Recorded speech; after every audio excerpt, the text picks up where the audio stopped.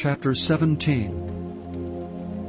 And all the congregation of the children of Israel journeyed from the wilderness of Sin after their journeys, according to the commandment of the Lord, and pitched in Rephidim, and there was no water for the people to drink. Wherefore the people did chide with Moses, and said, Give us water that we may drink. And Moses said unto them, Why chide ye with me? Wherefore do ye tempt the Lord? And the people thirsted there for water, and the people murmured against Moses, and said, Wherefore is this that thou hast brought us up out of Egypt, to kill us and our children and our cattle with thirst? And Moses cried unto the Lord, saying, What shall I do unto this people? They be almost ready to stone me. And the Lord said unto Moses, Go on before the people, and take with thee of the elders of Israel. And thy rod wherewith thou smotest the river take in thine hand, and go. Behold, I will stand before thee there upon the rock in Horeb. And thou shalt smite the rock, and there shall come water out of it, that the people may drink. And Moses did so in the sight of the elders of Israel. And he called the name of the place Massah and Meribah, because of the chiding of the children of Israel, and because they tempted the Lord, saying, Is the Lord among us or not? Then came Amalek, and fought with Israel and Rephidim. And Moses said unto Joshua, Choose us out men, and go out, fight with Amalek. Tomorrow I will stand on the top of the hill, with the rod of God in mine hand. So Joshua did as Moses had said to him, and fought with Amalek. And Moses, Aaron, and Hur went up to the top of the hill. And it came to pass, when Moses held up his hand, that Israel prevailed. And when he let down his hand, Amalek prevailed. But Moses' hands were heavy. And they took a stone, and put it under him, and he sat thereon. And Aaron and Hur stayed up his hands, the one on the one side, and the other on the other side. And his hands were steady until the going down of the sun. And Joshua discomfited Amalek and his people with the edge of the sword. And the Lord said unto Moses, Write this for a memorial in a book, and rehearse it in the ears of Joshua. For I will utterly put out the remembrance of Amalek from under heaven. And Moses built an altar, and called the name of it Jehovah Nissi. For he said, Because the Lord hath sworn that the Lord will have war with Amalek from generation to generation. Chapter 18. When Jethro the priest of Midian, Moses' father-in-law, heard of all that God had done for Moses and for Israel his people, and that the Lord had brought Israel out of Egypt, then Jethro, Moses' father-in-law, took Zipporah, Moses' wife, after he had sent her back, and her 2 sons, of which the name of one was Gershom. For he said, I have been an alien in a strange land. And the name of the other was Eleazar, for the God of my father, said he, was mine help, and delivered me from the sword of Pharaoh. And Jethro, Moses' father-in-law, came with his sons and his wife unto Moses into the wilderness, where he encamped at the mount of God.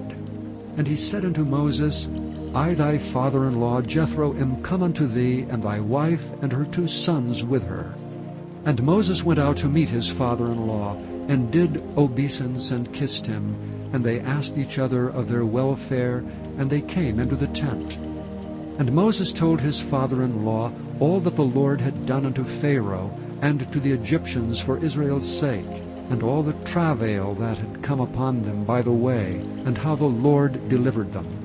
And Jethro rejoiced for all the goodness which the Lord had done to Israel, whom he had delivered out of the hand of the Egyptians.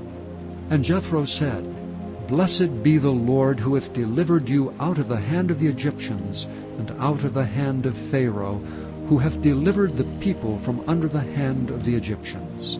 Now I know that the Lord is greater than all gods, for in the thing wherein they dwelt proudly he was above them. And Jethro, Moses' father-in-law, took a burnt offering and sacrifices for God. And Aaron came, and all the elders of Israel, to eat bread with Moses' father-in-law before God. And it came to pass on the morrow that Moses sat to judge the people, and the people stood by Moses from morning unto the evening. And when Moses' father-in-law saw all that he did to the people, he said, What is this thing that thou doest to the people? Why sittest thou thyself alone, and all the people stand by thee from morning unto even? And Moses said unto his father-in-law, Because the people come unto me to inquire of God. When they have a matter, they come unto me, and I judge between one and another, and I do make them know the statutes of God and his laws. And Moses' father-in-law said unto him, The thing that thou doest is not good. Thou wilt surely wear away, both thou and this people that is with thee, for this thing is too heavy for thee. Thou art not able to perform it thyself alone. Hearken now unto my voice, I will give thee counsel, and God shall be with thee. Be thou for the people to Godward, that thou mayest bring the causes unto God. And thou shalt teach them ordinances and laws, and shalt show them the way wherein they must walk, and the work that they must do. Moreover, thou shalt provide out of all the people able men, such as fear God, men of truth, hating covetousness, and place such over them to be rulers of thousands, and rulers of hundreds, rulers of 50s, and rulers of 10s. And let them judge the people at all seasons. And it shall be that every great matter they shall bring unto thee, but every small matter they shall judge. So shall it be easier for thyself, and they shall bear the burdens with thee. If thou shalt do this thing, and God command thee so, then thou shalt be able to endure, and all this people shall also go to their place in peace. So Moses hearkened to the voice of his father-in-law, and did all that he had said. And Moses chose able men out of all Israel, and made them heads over the people, rulers of thousands, rulers of hundreds, rulers of 50s, and rulers of 10s. And they judged the people at all seasons. The hard causes they brought unto Moses, but every small matter they judged themselves. And Moses let his father-in-law depart, and he went his way into his own land. Chapter 19. In the 3rd month, when the children of Israel were gone forth out of the land of Egypt, the same day came they into the wilderness of Sinai. For they were departed from Rephidim, and were come to the desert of Sinai, and had pitched in the wilderness, and there Israel camped before the mount. And Moses went up unto God, and the Lord called unto him out of the mountain, saying, Thus shalt thou say to the house of Jacob, and tell the children of Israel, Ye have seen what I did unto the Egyptians, and how I bare you on eagle's wings, and brought you unto myself. Now therefore, if ye will obey my voice indeed, and keep my covenant, then ye shall be a peculiar treasure unto me above all people, for all the earth is mine. And ye shall be unto me a kingdom of priests, and an holy nation. These are the words which thou shalt speak unto the children of Israel. And Moses came and called for the elders of the people, and laid before their faces all these words which the Lord commanded him. And all the people answered together and said, All that the Lord hath spoken we will do. And Moses returned the words of the people unto the Lord. And the Lord said unto Moses, Lo, I come unto thee in a thick cloud, that the people may hear when I speak with thee, and believe thee forever. And Moses told the words of the people unto the Lord.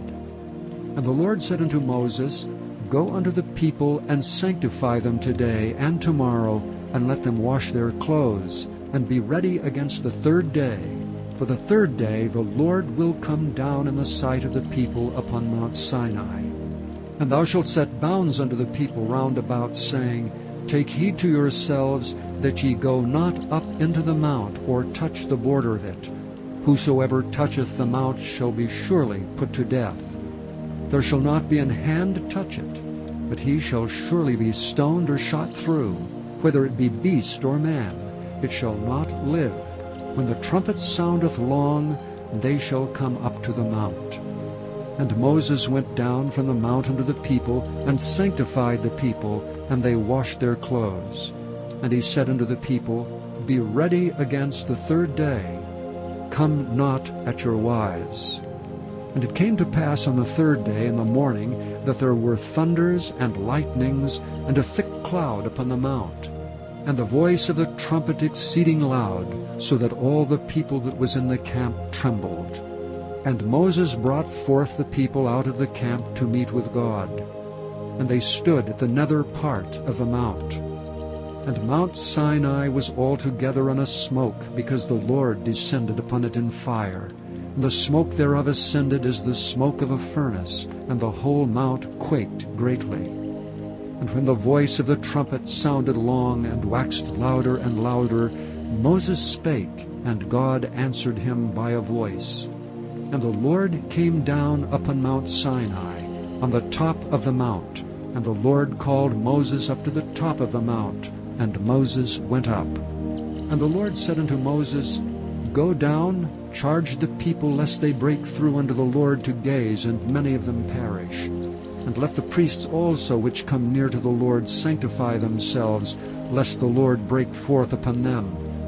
And Moses said unto the Lord, The people cannot come up to Mount Sinai, for thou chargedst us, saying, Set bounds about the mount, and sanctify it. And the Lord said unto him, Away, get thee down, and thou shalt come up, thou and Aaron with thee, but let not the priests and the people break through to come up unto the Lord, lest he break forth upon them.